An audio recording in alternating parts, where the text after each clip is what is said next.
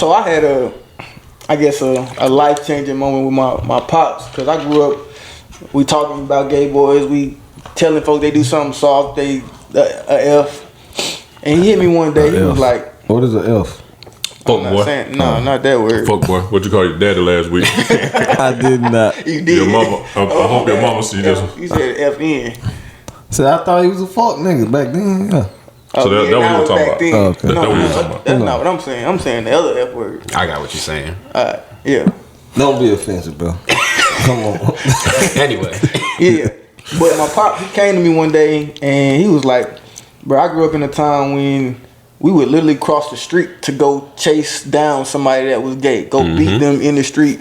And he was like, he was at a wedding or something, and this gay dude and him were standing in like a vestibule area. And my dad said he was glaring at the gay guy, like, I want to beat your ass just because you here. And the gay dude walked over to him and said, bro, I don't know what all that energy is for, but I ain't never done nothing to you. And my dad, he internalized that and was like, you right, brain, no gay man has ever done anything to me. So why am I giving this energy, this anger? So much energy, right. Exactly. And he told me that I was probably like 13. I was getting ready to go to high school. And you know, a lot of gay guys be smart. So I was in the magnet program and I ended up meeting three dudes that we knew they were gay, but they ain't come out yet. But I was like, because of that conversation, I was able to be open and friendly and cordial and respectful and actually become friends with them. But I knew if I hadn't had that, I was going to be an asshole. Just because. And then the next thing that kind of changed me, that was kind of working in the background, I got a family member who was born after me, and we knew when he was a kid. Like, we knew he was like 3 years old. Shit. And I would be like trying to push him down, trying to toughen him up, trying to make him straight. But I just started to, like, after my dad had that conversation, I'm like, bruh, this dude is having to fight at home, fight at school, and has nobody to really comfort him besides his grandmother just loved him just cause. And I'm like, bro, I'm gonna tear down my family member for the rest of his life. And we actually don't have the best relationship now, and I'm trying to work on that. But terrible person. I was. I'm not gonna lie. But that's the kind of, like, that's what it Wallace is a terrible person.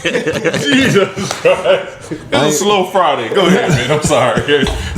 But I think us having like this conversation and being open to hear like your experience or another person's experience can bring to us like the humanity that needs to be served to all of us. Right. Because at the same time, I don't want you fucking wanting to blow my shit up because I'm straight.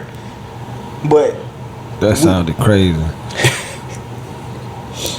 So with that family member, like, okay, so do you feel like so you said you guys are like not really close now. Do you feel like we're not as close as we should be? Should be, okay. Do you feel like is it like that with the whole family or just you in particular? I think it's with the whole family besides his grandmother. Okay. And honestly, it's really with her. He don't visit her as much as he should either.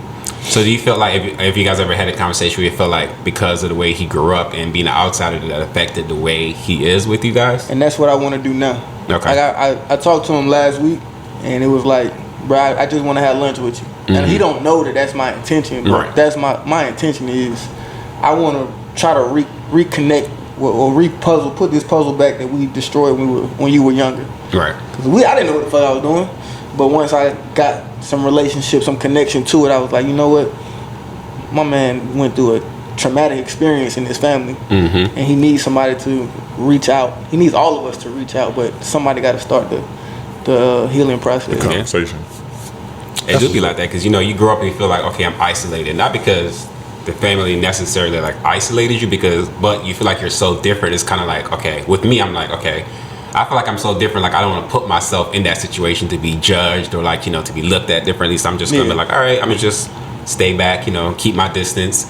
And so that's how a lot of people grow up. Like, you know, that's why a lot of gay people end up like committing suicide, or they run away and like kind of like formulate their own little family outside of their original family and kind of like stick to that because it's kind of like, okay, my friends over here accept me. I feel normal. Like I'm just gonna stay over here. So they kind of like disappear. Exactly they feel like. So they feel so alone. They're like, okay, well, you know, why am I here? Because you feel like you're judged, like nobody loves you. So that's a lot of it. Like I've had talked to a lot of people, like friends or people I know in the past that try to commit suicide in the past because of the way they grew up. Like they just felt like they were isolated, like they just by themselves. That's like almost equivalent to like how niggas be like, you know, they don't have a dad in the house or they ain't get no love at home and they join gangs because that's the only place that they found, you know. They family. They, They yeah. found themselves like a family. Yeah. Look, Yeah. that's even more accessible than what he experienced. Or Yeah. all people like you experienced growing up.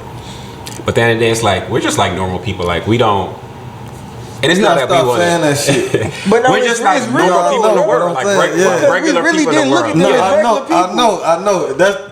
But it's been fucking me up ever since that day he we said gotta it. You keep know what I saying that mean? shit, Yeah. The crazy Like thing shit, was that shit crazy to me. the crazy thing was back then, motherfuckers was really ostracized for this shit. Like Yeah. it was like and excuse my language, but I know for us growing up, it was like the kids that we knew that was gay at that age, especially like elementary and like junior high or middle school, it was sissy, whatever their name was. Yeah. That was literally what they called people. Yeah. Right?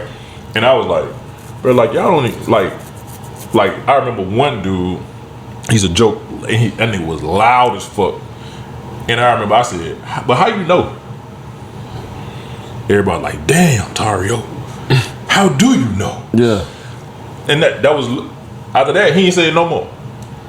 So you was a gay defender? No, bro, like, so honestly, at that point in life, I really hated just the gay bullying. kink. You know what I'm saying? Like I told you, I had my moment. You got that syndrome, that Superman syndrome. Yeah, like I just But he hate that said shit, that, bro. yeah. Yeah, like I really just hate that shit. Like In a positive because sense. I wouldn't but I've seen people like really like pull away from everybody else because one nigga got everybody else on this man's head. Yeah. You know what I'm saying? Like it ain't even. Sometimes it wasn't even gay. It could just be like, man, look at that nigga's shoe. Mm-hmm. Now he. Like they talk about this kid like he's the poorest person like wow. Look at them shoes. 2 pair of shoes a year. Look at them shoes he got on. Hey man, So- he's 6 years old. What's up?